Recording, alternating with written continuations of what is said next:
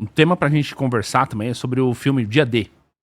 Então, o Dia D ele tá sendo bem esperado, eu também tô bastante aí na expectativa. Não, na verdade, assim, você foi convidado pra assistir, você já pode falar, né? Vou assistir a pré-estreia, né, junto com uma galera, vai estar o Schwarza lá, vai estar o Rony Vernet, vai ter alguns artistas lá, algumas pessoas famosas também, youtubers também famosos, e eu fui convidado pela Universal, né? Então, qual que é a expectativa? A gente sabe que o Spielberg já falou que a maioria do filme tem mais coisas reais da realidade ufológica do que ficção. Então, só pelo teaser que a gente assistiu, né, certamente tem coisas ali que fala de Roswell, fala, por exemplo, de animais, né, daquela questão do olho, de uma Insectoide. Tipo um insetoide ou mesmo um grey, que ele lembra um animal, mas isso é uma coisa que eu já até falei em outros podcasts, que quando ocorre uma abdução, às vezes esses seres colocam uma imagem que não seja tão terrível ali para o abduzido. Por exemplo, vamos supor que seja uma criança que está sendo abduzida. Então, o ser tem aquela aparência horripilante de Grey, né? Com olho preto, aquela coisa toda.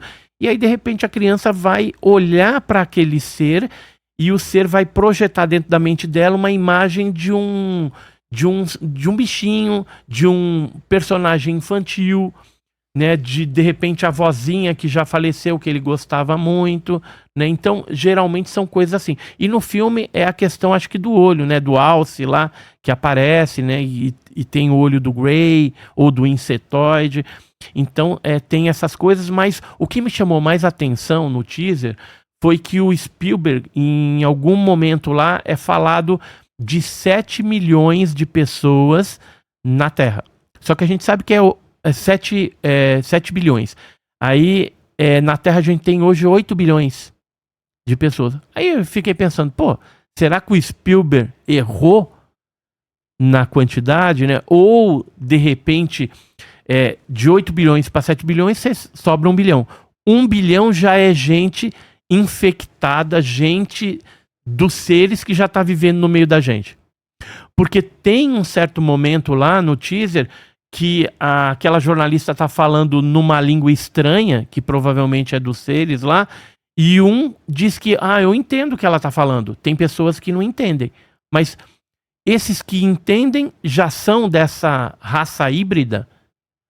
Ou seriam pessoas implantadas, né, que teriam algum tipo de dispositivo para entender isso e fariam parte desse 1 milhão? Quer dizer, eu estou conjecturando aqui, né? Não, então, o que a gente sabe sobre a questão, no teaser, mostra uma reptiliana que tá apresentando no jornal, certo? Reptiliano, pra quem não sabe, é justamente o ser, né, o extraterrestre, tendo forma humana. Então ele vive aqui, de acordo com o próprio filme, aparecendo todos os dias, se comunicando todos os dias, é uma coisa imperceptível. Até que num determinado momento, naquele dia em específico, ela é uma apresentadora de um telejornal, e nesse telejornal ela começa a travar, né? Meio que o disfarce entra em crise. E aí ela começa a travar, as pessoas começam a se assustar ao redor, e aí mostra que, no caso, o dia D seria o dia dessa revelação. Dessa revelação. Do desacobertamento, né, total das coisas. Então, assim, você falou de uma reptiliana, né? Pode ser que seja alguma coisa assim, ou uma híbrida. Então, eu acredito em seres que têm a tipologia de réptil, né? Que aí o pessoal geralmente no comum aí chama de reptiliano. Inclusive, nos Estados Unidos, agora recentemente, foi divulgado pelo Ralph Toff, né? Que é um físico que trabalhou na ATP.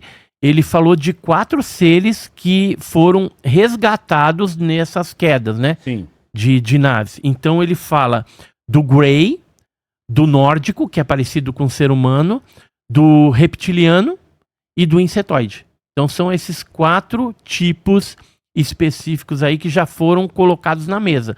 Devem existir outras tipologias também, né? Porque na ufologia o negócio é bem bem eclético, né? Tem bastante coisa, bastante tipo de ser diferente, às vezes trabalhando em conjunto dentro das naves, nas abduções, né?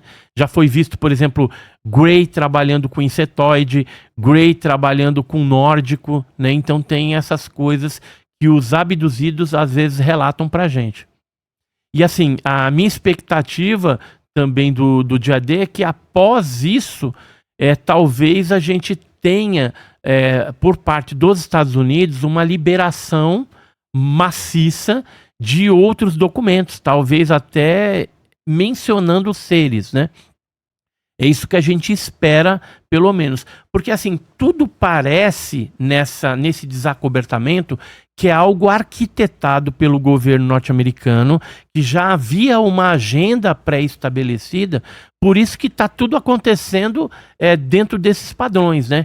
Então, primeiro vieram as denúncias, depois veio o pedido do Trump para liberar, e liberou o primeiro lote, o segundo lote, que foi crescente, né? Então, vídeos, fotos, documentos, mas cada vez mais nítidos e interessantes, né? Mostrando ali objetos fazendo movimentos erráticos, né? Entrando dentro do mar, que são os OSNIs, alguns deles imprimindo velocidades incríveis ali. E fora isso, a gente tem o filme sendo lançado justamente, que para mim, o Spielberg, ele é uma pessoa que foi assessorada por alguém do governo norte-americano, justamente para preparar, porque através de filme a gente pensa que é só entretenimento, mas na verdade não.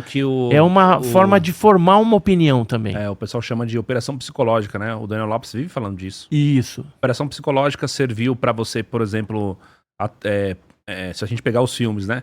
Falar sobre doença, sobre pandemia, sobre crise econômica, sobre questões ligadas a essa parte da engenharia genética, né? Então, por exemplo, agora já está se falando, por exemplo, desse mapeamento genético ser usado para você prever doenças e tal, você fazer essa engenharia. Tudo isso já está em filmes lá atrás, né? Tudo isso. Inclusive invasão alienígena. E aí? E então é exatamente isso que você está falando, e assim, o filme, então, ele vai trazer essas nuances, e a hora que eu assistir lá, eu vou estar melhor preparado, vamos dizer assim, para discutir com base naquilo que a gente já conhece dentro da ufologia, o que tem de fato de realidade e o pouquinho que tem de ficção que foi incluído nessa filmagem, nesse longa-metragem, né? Que tem, normalmente, ficção científica, tem dois tipos, né? Tem aqueles que são aleatórios, né? Tipo, se você pegar, por exemplo, tem vários filmes que falam de você ter superpoderes, de você levitar. Então, assim, chega um alienígena aqui, ele consegue fazer várias coisas que as outras pessoas normais não conseguem. Então, ele não tá nem aí pras regras da física, né? Mas tem um outro que é aquele mais hard science, que é igual o Interestelar. E no Interestelar, inclusive, que teve um consultor que foi o Nobel de Física e tal. Esse cara, ele explicou, pra você fazer esse filme dessa forma, o que é um buraco negro, o que é o buraco de minhoca, o que é, por exemplo, realmente o tempo, a relatividade, a questão do tempo, a gravidade, tudo isso de uma maneira científica. E aí, quando você faz isso de uma maneira científica, você utiliza de todos os cálculos, de todos os métodos e tudo mais, pra mostrar nesse filme, que ainda é uma ficção, mas amparado em todas essas questões bases científicas, exatamente, da ciência. E aí, se esse daí for mais esse lado científico do que coisas mais especulatórias, acredito que vai ter, com certeza, lá na frente vai vir alguma coisa para confirmar. Com certeza. E, assim, o terceiro lote, né, que está prometido aí de documentação pelo governo norte-americano, que está sendo depositado naquele site lá do Departamento de Guerra, né, norte-americano, a gente está com bastante expectativa de que venha junto, né, desse material algum relatório do Brasil, né, porque a gente sabe que o Brasil e os Estados Unidos têm já há muito tempo um acordo dentro dessas investigações ufológicas, né, desde a década de 40, né, tem alguns documentos, por exemplo, do Projeto Blue Book, alguns documentos da Embaixada Norte-Americana no Brasil que dão um indicativo de que naves caíram aqui no passado, que foram resgatadas pela Força Aérea, por exemplo, e depois foram encaminhadas a São José dos Campos e de lá para a NASA, né? E hoje a gente sabe que a NASA, embora ela mentisse durante muitas décadas que não tinha nada, que não tinha envolvimento com a questão ufológica, nessa liberação aí que a gente já tem aí para ver, tem fotografias tiradas por astronauta, missão Gemini, né, Skylab, Apollo, e tem também áudios entre Houston, né, a base de controle, e os astronautas que foram no espaço. Quer dizer, isso daí é um negócio, pode ser que tenha passado meio batido das pessoas, mas é um negócio grandioso, porque mostra que eles escondiam e que a NASA sempre escondeu, né? Tem, por exemplo, essas duas fotos, né, que foram liberadas lá. Então elas mostram que luzes e tal, mas foi colocado em arquivos de inteligência como sendo algo relacionado ao AP. É que nem, por exemplo, alguns científicos falam assim, mas o que foi divulgado lá não mostra muita coisa, né? Ou poderia ter uma explicação. Eu concordo em parte com essa afirmativa. Por quê? Porque dentro desses órgãos de inteligência, certamente esses materiais já passaram pelo menos por uma análise técnica.